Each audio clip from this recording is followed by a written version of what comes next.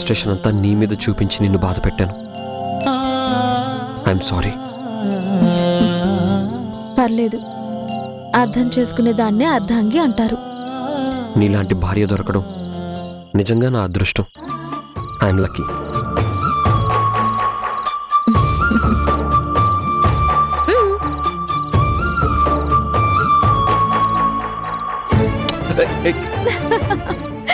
అలా చేయకు.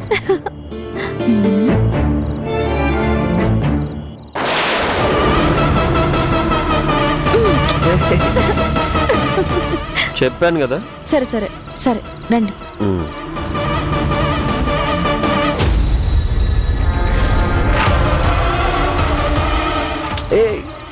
Usha please please.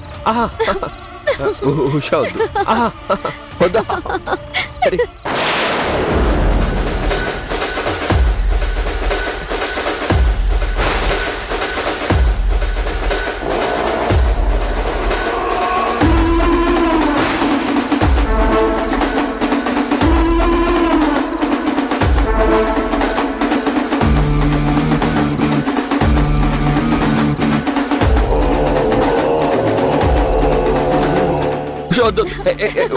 Pallavi Pallavi Pallavi,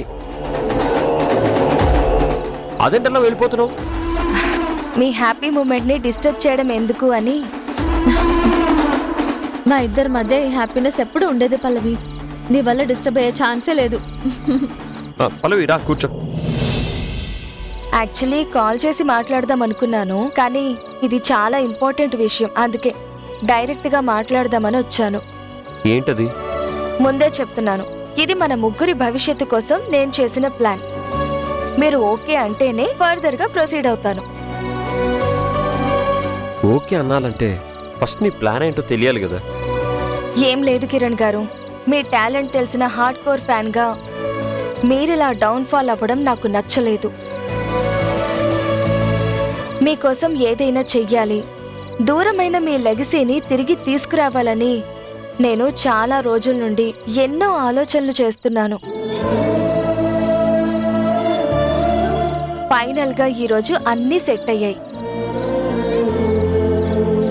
US లో ఉన్న నా ఫ్రెండ్ క్రియేటివ్ ఫీల్డ్ లో ఇన్వెస్ట్ చేయడానికి రెడీగా ఉన్నారు. ఊళ్ళో నాకు కొంచెం ల్యాండ్ ఉంది, అది కూడా అమ్మకానికి పెడతాను. దేనికి? మిమ్మల్ని మ్యూజిక్ డైరెక్టర్ గా ఇంట్రొడ్యూస్ చేస్తూ ఒక మ్యూజిక్ ఆల్బమ్ ని ప్రొడ్యూస్ చేద్దాం అనుకుంటున్నాను.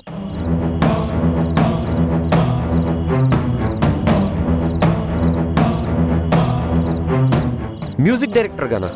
లీడ్ సింగర్ గా కూడా. నేను ప్రొడ్యూసర్, మన ఉషా లిరిక్ రైటర్.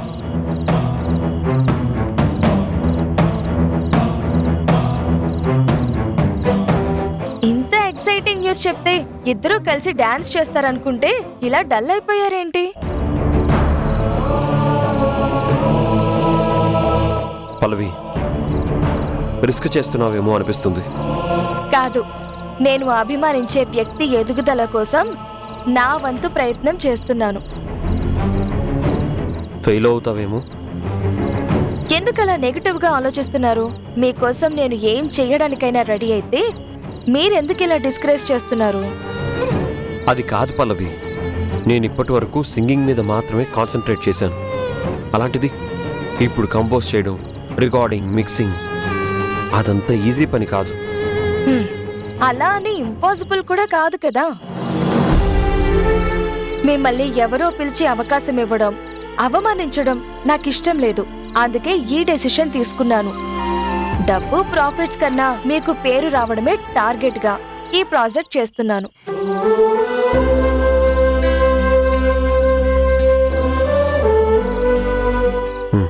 నీ ఆలోచన బానే ఉంది, కానీ ప్రొడక్షన్ విషయంలో తొందరపడుతున్నావు అనిపిస్తుంది. నిజమే, తొందరపడుతున్నాను. మీ టాలెంట్ ని గుర్తించని ఈ ప్రపంచానికి మీరెవరో ప్రూవ్ చేయాలని తొందరపడుతున్నాను. నా ఫ్రెండ్ మెంటల్ గా స్ట్రెస్ అవుతూ ఉంటే వీలైనంత తొందరగా ఆ ప్రాబ్లం క్లియర్ చేయడానికి తొందరపడుతున్నాను.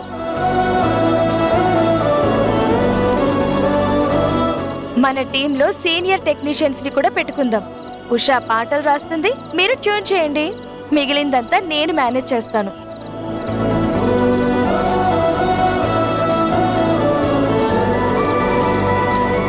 నా ప్లాన్ ఎలా ఉంది ఉషా? ఈ విషయంలో నా సమాధానం కన్నా ఆయన అభిప్రాయమే ముఖ్యం. మీకు ఆలోచించడానికి టైం కావాలని నాకు అర్థమవుతుంది. అందుకే నేను ఫోర్స్ చేయను, కంగారు పెట్టను.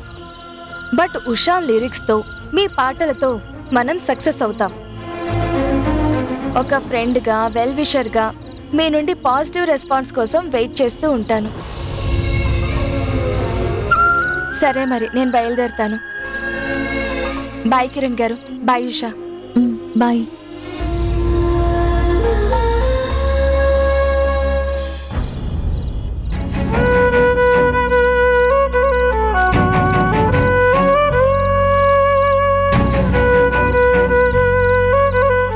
మీరేమంటారండి? నీకేమనిపిస్తుంది? పల్లవి ఆలోచన బాగానే ఉందనిపిస్తుంది. మీ ఫ్యూచర్కి కూడా హెల్ప్ అవుతుందనిపిస్తుంది. నాకేం తెలియడం లేదు ఉషా. ఈ నిర్ణయం వల్ల ఫ్యూచర్లో పాజిటివ్ నెగిటివ్ రెండూ కనిపిస్తున్నాయి. నాకు ఆలోచించుకోవడానికి కొంచెం టైం కావాలి. సరేనండి, మీ ఆలోచన, మీ నిర్ణయం ఏదైనా సరే, నా సపోర్ట్ మీకుంటుంది.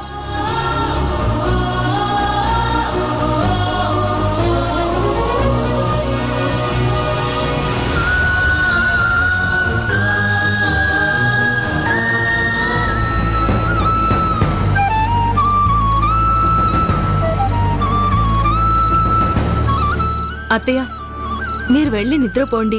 ఇప్పటికే చాలా లేట్ అయింది. తరుణ్ణి రానివమ్మా, వాడితో మాట్లాడి పడుకుంటాను. ఈ లోపు నాన్న లేస్తే చాలా పెద్ద గొడవవుతుంది. ఏయ్, నీ గోల వల్లే లేచొచ్చేలా ఉన్నారు. తరుణ్, మీరింకా నిద్రపోలేదా? అమ్మ నీ కోసం వెయిట్ చేస్తుంది. మేం అమ్మ కోసం నిద్ర ఆపుకుని మరీ వెయిట్ చేస్తున్నామన్నయ్య. దాని మాటలకేం గాని ఫ్యాక్టరీ దగ్గర పరిస్థితి ఎలా ఉంది? వర్కర్స్ చాలా కోపంగా ఉన్నారు.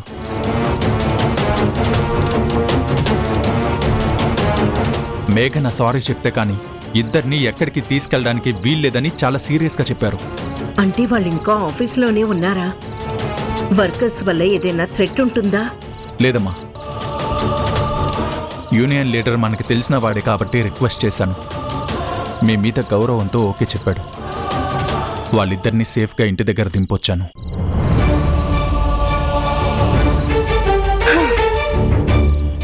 ఇప్పుడు ఓకేనా అత్తయ్య? ఎప్పటి నుండో ఇదే చెప్తుంటే నా మాట వినకుండా, నిద్రపోకుండా అలా వెయిట్ చేస్తూనే ఉన్నారు. ఇప్పుడైనా నిద్రపోతావా?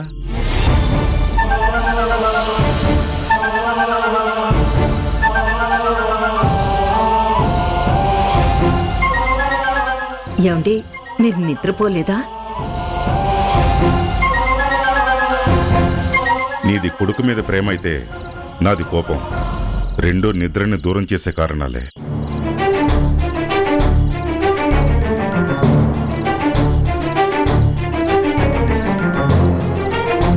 మీ అమ్మకి పెద్ద కొడుకు ఎలా ఉన్నాడో, ఏం చేస్తున్నాడో చెప్పావో తరుణ్? వాడి మీద ప్రేమతో కాలు చేయి ఆడటం లేదు మీ అమ్మకి. వాడికి మైండే పనిచేయడం లేదు. చేతగాని దద్దమల్లా ఉన్నాడు.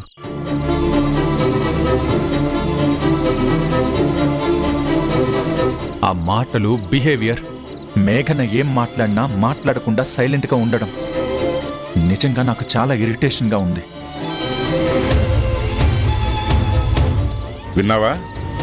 ఇదే మాటలు నేను చెప్తే కఠినంగా మాట్లాడద్దు అన్నావు. చూసి వచ్చినవాడు చెప్తుంటే మాత్రం మౌనంగా ఉన్నావేంటి?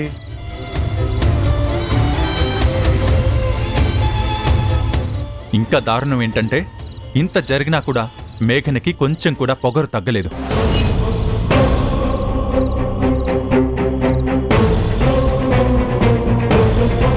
తప్పు తన వైపు ఉందని కనీసం ఒప్పుకోవడం లేదు.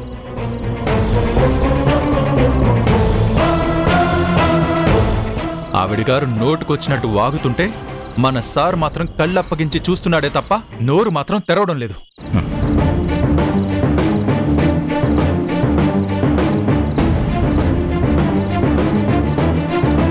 వాడి చేతగాని తనం గురించి ఎంత తక్కువ మాట్లాడుకుంటే అంత మంచిది.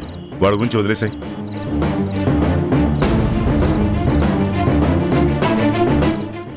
ఆ యూనియన్ లీడర్స్ ఏమంటున్నారు? మేఘన సారీ చెప్పేంత వరకు వాళ్ళు అస్సలు తగ్గరు నాన్న. ఇందులో డౌటే లేదు. మీ వైపు న్యాయం ఉంది, నేను మీకే సపోర్ట్ చేస్తానని చెప్పాను. అయ్యో, అలా ఎందుకన్నారు? ఈ విషయం మేఘనక్కకి తెలిస్తే దీన్ని కూడా పెద్ద గొడవ చేస్తుంది. వర్కర్స్ అంటే తిరిగి రియాక్ట్ అవ్వరు కాబట్టి గొడవ పెట్టుకుంది. నాతో అదంతా కుదరదని తనకి బాగా తెలుసు.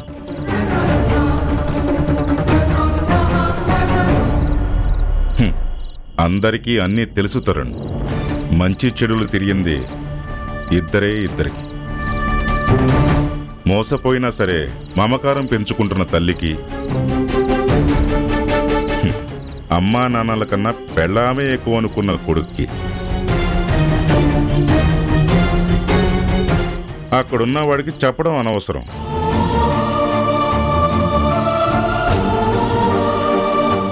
మనతో ఉన్న మీ అమ్మకి చెప్పినా ప్రయోజనం లేదు.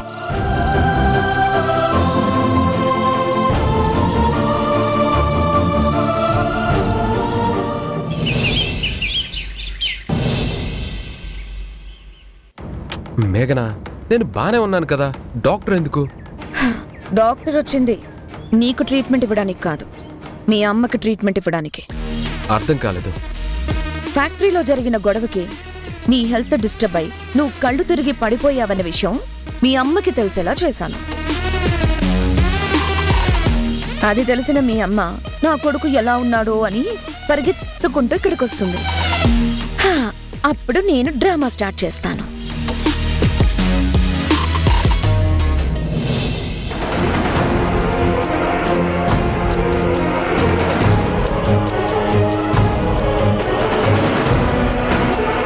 అదిగో మీ అమ్మ వచ్చింది.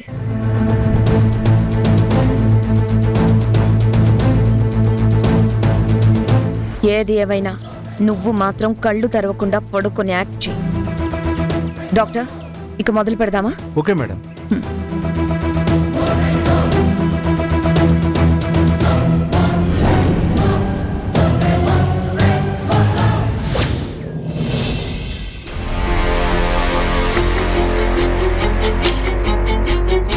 ఎక్కడికి?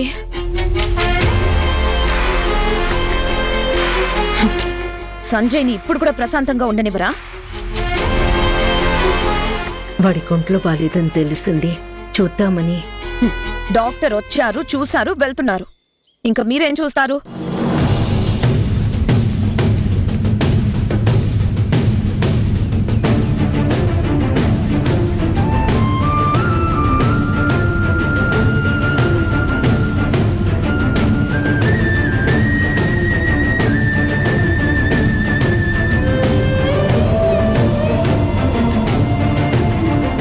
ఇప్పుడు సంజయ్ కండిషన్ ఎలా ఉంది డాక్టర్? బీపీ కంట్రోల్ అవడం లేదు. ఏదో విషయం గురించి చాలా టెన్షన్ పడుతున్నారు. మరి ఇంట్లోనే ఎందుకు ఉంచారు? హాస్పిటల్కి తీసుకెళ్లి ట్రీట్మెంట్ చేయించొచ్చు కదా. బీపీ కంట్రోల్ అవడానికి ఇంజెక్షన్ ఇచ్చాను మేడం. ఇంకా సేపు చూసి అప్పటికీ కండిషన్ కంట్రోల్ కాకపోతే హాస్పిటల్కి తీసుకురమ్మని చెప్పాను. మేఘన, ఒకసారి సంజయ్ని చూడొచ్చా? ఎందుకు? పిల్లలకి ఆస్తుల్నే కాదు, టెన్షన్ పడి కళ్ళు తిరిగే రోగాన్ని కూడా ఇచ్చినట్టున్నారు. మావయ్య గారికి జరిగినట్టే సంజయ్కి కూడా స్టంట్స్ వేస్తారేమో. మావయ్య గారికి వచ్చింది హార్ట్ స్ట్రోక్, బావగారికి వచ్చింది బీపీ ఫ్లక్చుయేషన్. రెండింటికి తేడా లేదా? బీపీలో తేడా రావడం అంటే గుండె జబ్బులకి వేకప్ కాలుషా. ఉదయం నుండి అలా స్పృహ లేకుండా పడున్నాడు. సంజయ్ గుండెకి ఏమైనా అయ్యిందేమో భయంగా ఉంది. ఎందుకు మేఘన అలాంటి అపశకున మాటలంటావు?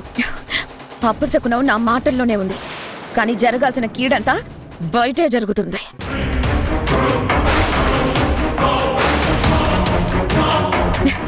అందరూ నేనేదో యూనియన్ లీడర్ని కొట్టానని బ్లేమ్ చేస్తున్నారే తప్ప వాళ్ళు మా క్యాబిన్లో ఏం మాట్లాడారో ఎవ్వరికీ తెలీదు.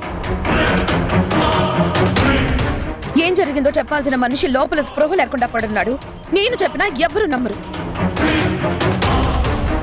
వర్కర్స్ పని చేయకపోవడం వల్ల 25 కోట్ల నష్టం వస్తుందని టెన్షన్ పెట్టుకొని అలా అయిపోయారు.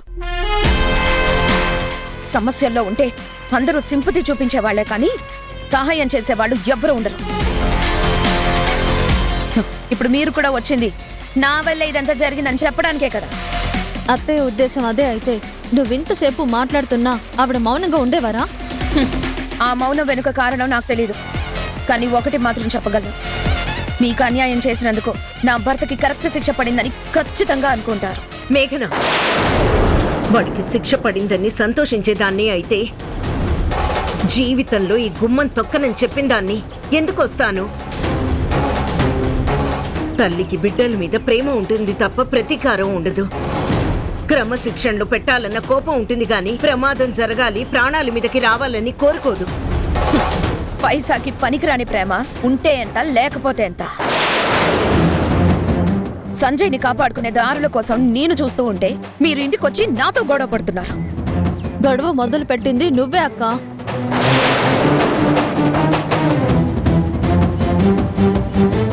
భార్యగా నువ్వు బావగారి ఆరోగ్యం గురించి ఎంత టెన్షన్ పడుతున్నావో తల్లిగా అత్తయ్య గారు అంతకు మించి బాధపడుతున్నారు.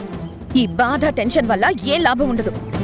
ఫ్యాక్టరీలో వర్క్ స్టార్ట్ అయితే గానీ సంజయ్కి టెన్షన్ తగ్గదు, నాకు ప్రశాంతత ఉండదు. ఇవేవీ సంబంధం లేనట్టు ఇంటికొచ్చి సానుభూతి పలుకులెందుకు? టైం వేస్ట్ తప్ప ఏమీ ఉండదు.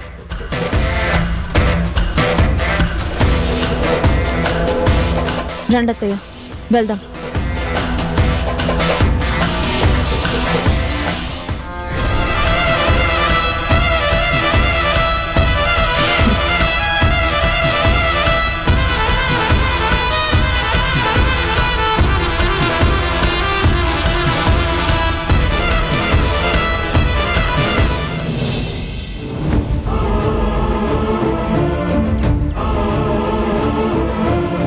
అత్తయ్య, ఫ్యాక్టరీలో సమస్య తీరాలన్నా బావగారి ఆరోగ్యం కుదుటపడాలన్నా నా దగ్గర ఒక ఐడియా ఉంది. ఏంటమ్మా అది? చెప్పాక మీరు కోపం తెచ్చుకోకూడదు. సమస్యకి పరిష్కారం చెప్తానంటే కోపం ఎందుకు వస్తుంది చెప్పు. ఏం లేదు అత్తయ్య, మన ఫ్యాక్టరీ వర్కర్స్కి మీరంటే చాలా గౌరవం ఉంది. మీరు ఒకసారి వాళ్ళతో మాట్లాడి కన్విన్స్ చేసి స్ట్రైక్ ఆపమని చెప్పొచ్చు కదా. లేదమ్మా, అది జరిగే పని కాదు. నా మాటలు నా మీద గౌరవం కన్నా వాళ్ళ దృష్టిలో మేఘన చేసిన తప్పే పెద్దదమ్మా. ఇన్ని రోజులు కుటుంబ సభ్యుల్లా చూసిన వాళ్లతో మేఘన చాలా అమర్యాదగా ప్రవర్తించింది. అలాంటప్పుడు యూనియన్ వాళ్ళు నా మాట వింటారన్న నమ్మకం నాకు లేదమ్మా. ఏ ప్రయత్నం చేయకుండానే ఫలితం ఊహించడం, నా వల్ల కాదని వెనకడుగు వేయడం మంచిది కాదత్తయ్య.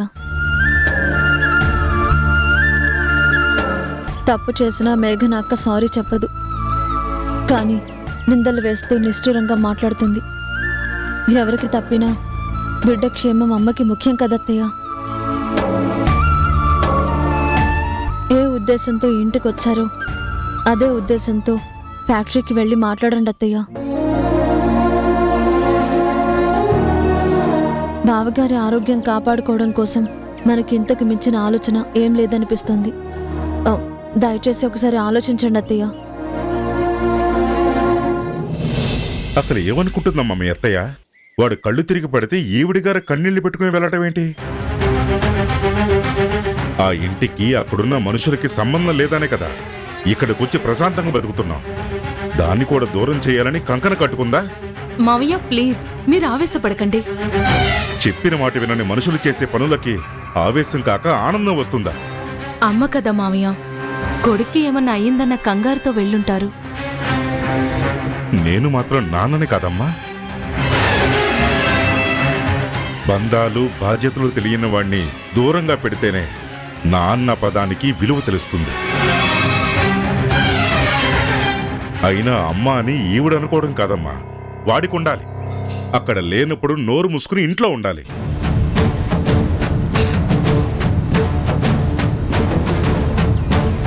ఎందుకొచ్చావు? అక్కడే ఉండి వాడికి సేవలు చేస్తూ ఉండాల్సింది. నేను చూసి రావడానికే వెళ్ళానండి, అక్కడే ఎందుకుంటాను? అన్నీ నాకు చెప్పే చేస్తున్నావా? నీ మనసులో ఏముందో నాకెలా తెలుస్తుంది? ఆ ఇంటి నుంచి బయటికి వస్తూ నువ్వేం చెప్పావో గుర్తుందా?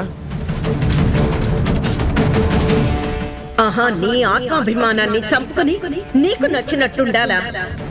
ఇప్పుడు చెప్తున్నాను విను. మాకు ఈ ఇల్లు వద్దు, నువ్వు వద్దు. ఆ రోజు ఆ మాటలు అన్నది నువ్వేనా, లేక ఆ రోజు పౌరుషం అబద్ధమా? నీలో అమ్మ ప్రేమ చావనప్పుడు చెంపదెబ్బలు కొట్టడం, సవాలు చేయటం అంతా పిచ్చితనం అనిపిస్తుంది. నీ అహానికి, ఆత్మగౌరవానికి విలువిచ్చి నీ వెనక రావటం మా వెర్రితనం.